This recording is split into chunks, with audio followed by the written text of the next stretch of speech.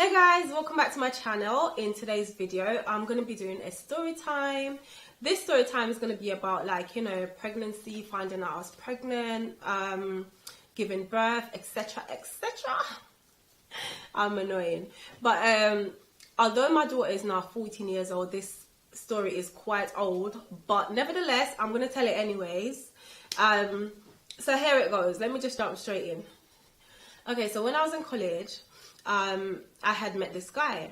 How it happened was he literally used to just stalk me around the college. The dude would just stalk me. I'll come out of my lesson and then I'll look to the left and he would just be there, but he won't really say nothing or try to speak to me or communicate with me. It would just be there just looking, literally, I'm not talking about just glazing. He would just look, and I used to think, what are you looking at? What? I used to be a little bit blasé about it. So anyway, eventually over time, he man up, he spoke to me, we spoke, because we literally had friends in common.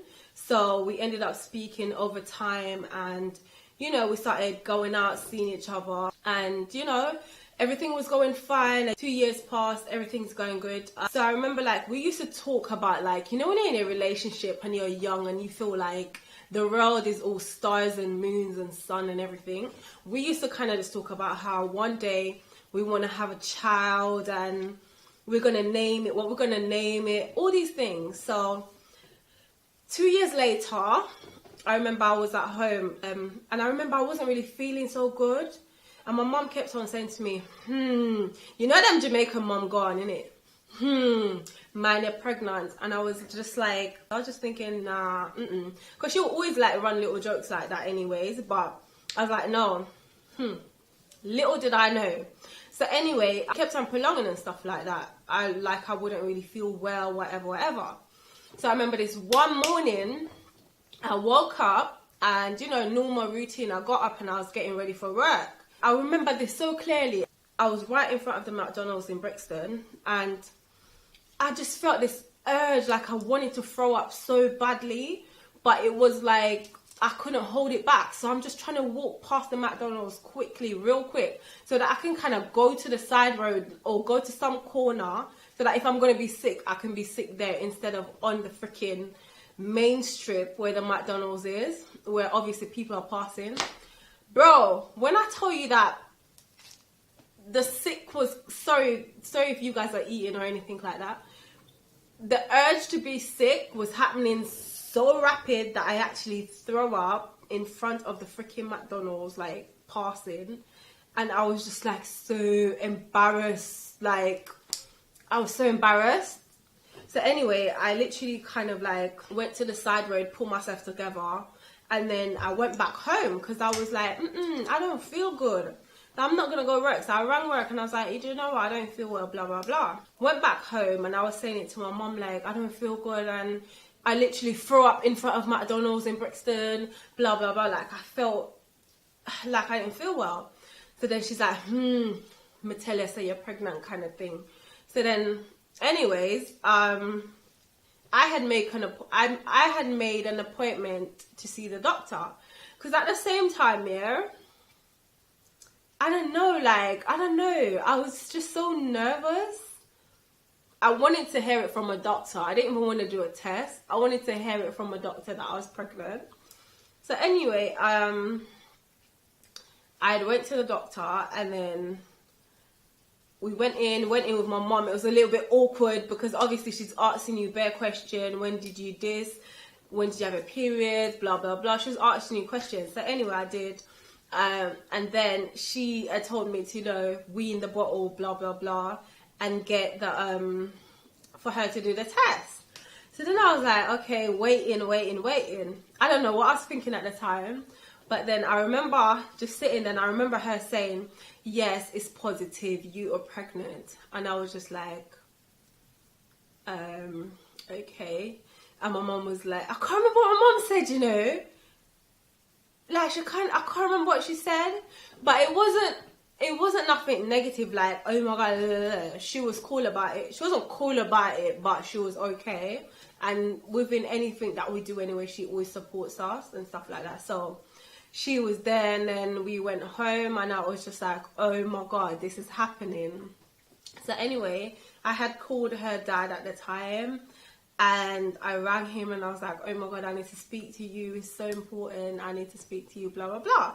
And he was like, okay then, when I finish, I think he was at uni or he was at work at the time. And it's like, I think it was at uni. And he was like, okay, when I finish uni, I'm gonna meet me at the house, meet me at his house, meet him at his house. And I was like, okay, cool. So when the time come, I went over to his house and I was telling him, and it was just like so emotional for both of us, like for him and for myself. But at the same time, he was happy about it. It wasn't like he never second guessed it. He never felt bad about it. He wasn't sad about it. Like, it was all good. He was excited. It was fine. And like, I was excited, but I didn't really know how to feel. I didn't know, like, I wanted time to kind of process everything in my mind. So yeah, so that happened. Then anyways, fast forward now to, like, you know, being pregnant over the 9 months or whatever. I started going to like all my appointments, my doctor's appointments, whatever. When I tell you, yeah, when it's your first baby, they give you like a book. And I swear to you guys, I still have the book. Hold on, I swear I still have the book. Oh my God, guys. I still have the book. 14 years ago. Look, it's dusty. I knew I had it because I was like, I'm never going to get rid of this book. But whenever I do get pregnant, so I still have the books. So when I tell you guys, I read this book from beginning to end. From the front cover, literally, all the way to the back, among like other leaflets and everything else, because I wanted to be so prepared that nothing wasn't going to be a shock to me. Because you hear so many stories of everyone saying, oh, it's going to be like this, it's going to be like that. I remember people saying horror stories like, oh my God, you're going to this, you're going to that, it's so painful. Some people are saying, no, it's not too bad. Because I've read the book so many times, I told myself that, you know, I'm well ready for this, I'm prepared. And then when it came up to like my 6-month scan and stuff like that, I really, really wanted a girl. I've always spoken about, like, whenever I do have children, I would really love to have a girl. Her dad really wanted a girl. And then when I went to the scan, to the 6-month scan, and I went in to do my scan on my appointment, this kid would not move. So they weren't able to see what sex she was. So then they told me to kind of like drink a lot of liquid and, you know, walk around the place for a while and come back. So when I did, eventually, it took me like the entire day before this kid moved. So then I took when they took the scan, it turned out that it was a girl, and I was very, very happy. Her dad was very happy, so that was all good. Yeah. In my head and how I read it, and from my knowledge, the water is going to break. That's how I had it in my mind. Yeah. That's how I had it in my mind. That's how it's going to go. And yeah. So this night, I remember I was on my own now. And then I was in my bed sleeping. And this was about 1 a.m. in the morning. But I remember I was in my sleep and I felt something, but it was kind of like, I felt like I was weeing, but I wasn't weeing. But when I kind of come to realization, like, I kind of woke up out of my sleep, and like, it's like this wee wasn't stopping. So I got up, like, I jumped up because I was scared. I was like, what the hell? So I got up, and it was just like, it wasn't like I'm weeing, because you know you can control your wee. The wee was just like coming out, and I was just like, Lord God. I started freaking out and panicking. And the reason why I was panicking as well is because like my due date was about another 2 weeks, I think. So when this happened, I was thinking, oh my God. And bearing in mind, I wasn't in no pain whatsoever. It's just that my water had broken while I was asleep. So I woke up real quick and I rang my mom, and I was like, she answered, and I was like, and I think this was after like 1 a.m. going to 2 a.m. in the morning. So I rang my mom. So then I started saying, I'm scared, blah, blah, blah. And then she was like, okay, I'm going to come and get you. And she came to my house, and then she got me. And then I went back home to my mom's house, yeah? So then after that, we had to drive to the hospital, and I went to the hospital to be examined and stuff like that. Bearing in mind, some big crusty nurse was just like examining me and stuff like that, and she was not freaking gentle. So that in itself had got me feeling really peed off, like, because some of these nurses deal with these kind of stuff on a daily basis, like, they're just rough and they don't care, and underneath for the better. But anyway, got examined, whatever. She was like, okay, basically I can go back home because, you know, the baby's not gonna come now, whatever. So this would probably be about, say, 4 a.m, 5 a.m, 4 a.m at this point. So then went back to my mom's house, and I went to bed and stuff like that. And then gradually I started feeling little tingles of pain started coming on slowly, bit by bit over the next couple of hours, and eventually started getting stronger, and I was in so much pain. And my mom was like, you know, go in the bath. So my mom ran me a bath, and then I laid in the bath, and I remember I was upstairs in the bath just bawling out, like literally just moaning and crying. My brother teased me about this until now. He's like, remember when they did in at the bath a ball? But anyways, all of that happened. Eventually, like, when it got really bad now, I had to go to the hospital. I'm guessing this would have been about 7 a.m, 8 a.m. Yeah, I went to the hospital now. Went to the hospital, and it's like, in my head I was thinking, yeah man, the way how the pain's feeling right now, this is it. When I go to the hospital, I'm just gonna have this baby, and this is it, and it's all gonna be over. Girl, when I went to the hospital, I'm not even dilated yet. Like, I still had a long way to go, but I stayed in the hospital anyway. And when I tell you, the pain got worse. Y'all moms, all you moms out there know what I'm talking about, so I don't even need to exaggerate. You lot know what it is. The real MVPs, you lot know what it is. So the pain got really terrible. I was in that hospital from that morning, remember, all the way until 8 p.m. at night. This baby still hasn't been born yet. Can you imagine? All that time I'm in pain, you know. I'm on gas and air. I had so much gas and air that I started like hallucinating, literally. So basically come to a point where like I was in pain for so long, like it was taking long, like I could not bear the pain. And they wanted to know, like, you know, what painkillers I wanted to take. And in my head, when I was going to the hospital, I was like, I'm not taking no epidural, because I used to hear about all of that. I'm like, I'm not taking no epidural. Not me. I'm just going to take gas and hair. I'm going to handle my business. Yo, you see when the pain licked me? When I started feeling them pain, yo, the nurse was like saying that she had to give me one because I've been on the gas and air for so long, like literally all day. And then she offered to give me the epidural. And I called my mom and I was like, Mom, because my mom had to leave me at the hospital. And then she's going to come back later. And I was like, I'm going to take it. Because obviously people advise you not to take it because later on you can have like back pains and stuff like that. So then I took it anyway. And at this point, I didn't really care. I was just like, give it to me, whatever. So I took it. And then obviously, when it was time now and I was fully dilated, they was all saying that the baby's in distress. Like the baby wouldn't come out. The baby's in distress. And they're going to have to help me a little bit to get the baby out. Because they were telling my ass to push. And I was pushing. Because I was on the epidural. I had the injection, yeah, in my back. The epidural. Epidural? I don't know if I'm saying it right, but you know what it is. They were saying to me, like, I'm supposed to push, like, I'm going to do a poo, but I'm supposed to push like that. But because, like, I had that injection, like, like, my lower half is literally numb. So I can't feel what I'm pushing. Like, I don't know what they're telling me to push because I can't feel nothing. They were saying, oh, they're going to have to help to kind of pull her out. Because like I was having problem pushing her out and she was in distress. So basically the baby needed to be born. Bearing in mind, like, I've been in labor from about 3 a.m. the morning, and this is the night now, like 8 p.m. at night.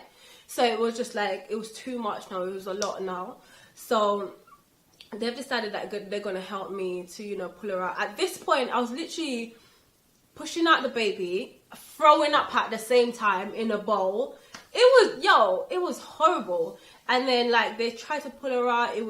There was some, like, difficulties. They were taking a while. I remember I was crying out and I was saying, I'm gonna die. I'm gonna die.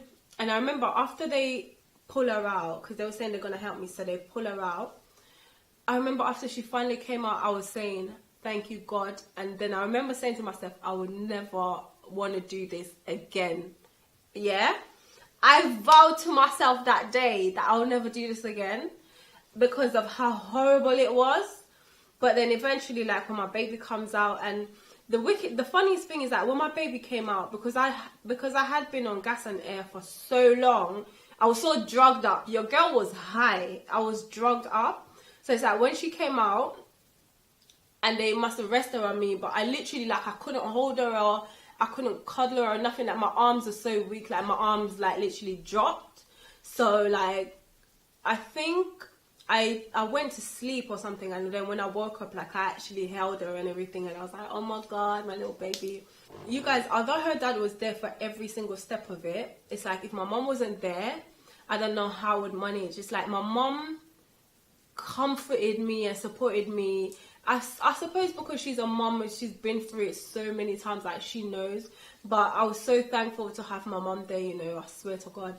So after that, now, anyway, when the baby was born and cleaned up and everything, and I slept and I woke up and I held her, and she was really cute and tiny and everything else. And it was just, I was really emotional, but I was happy. But at the same time, I was like, oh my God, I've got this child in my hand. This is all mine. And what am I going to do? Not like what am I going to do, but oh my God, when I come out of this hospital, I own this child. I'm a mother and this is it. So I was like, oh my God. So eventually I had to stay in hospital for about 2 to 3 days, I think it was.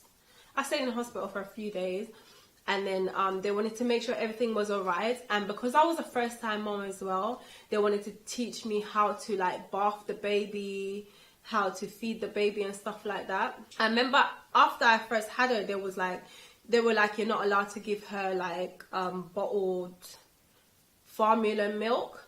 But because I just had the child, I don't know how to breastfeed. When I tried to give her my boob, like, she wouldn't latch onto it, and she was hungry, so she started crying down the hospital. So I just gave her the formula because I'm like, am I gonna let my baby starve though? No. So I gave her the formula, and eventually when I stayed in hospital as well, they kind of teach me how to, you know, get her to latch on to the breast, to kind of breastfeed, and it was good. So when it was time to go home, her dad came to get me and we went home, and it was just like, oh my God, this is a whole new story, boy.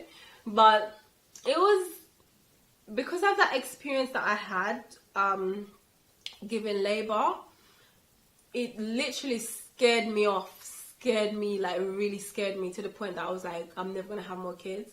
But I think 14 years later, I'm at a point now in my life where I'm like, I want a baby. But hopefully, like, when I do, God do bless me with another kid, it may be twins, so I'll be happy and be like, that's it. But also, I'm hoping whenever the next time is, it's not going to be as traumatic as this. This experience was so traumatic. Yo, I salute all of you mothers. I salute you. I salute my mother, my sister, all of you moms, man. I salute you all. But yeah, thank you guys so much for watching, and I'll see you in my next video. If you like this video, please give it a thumbs up. I'm just gonna wait for a second for you to do that. If you're new to my channel, please subscribe. I'm gonna wait for a second to do that, for you to do that. And if you're a returning subscriber, thank you guys so much. I'll see you guys in my next video.